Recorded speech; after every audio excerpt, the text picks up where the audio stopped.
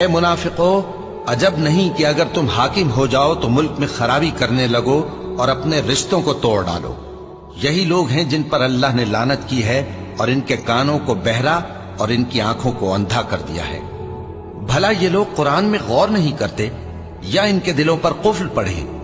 जो लोग राह हिदायत जाहिर होने के बाद पीठ फेर गए, शैतान ने यह काम उनको अच्छा करके दिखाया और उन्हें लंबी उम्र का वादा दिया।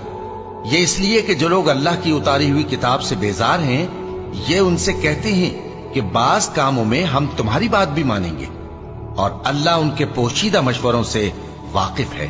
तो उस वक्त इनका कैसा हाल होगा जब फरिश्ते इनकी जान निकालेंगे और इनके चेहरों और पीठों पर मारते जाएंगे। ये इसलिए कि जिस चीज से अल्लाह नाखुश है, ये उसके पीछे चले और उसकी खुशनुदी को अच्छा ना समझे, तो उसने भी इनके अमाल को बर्बाद कर दिया।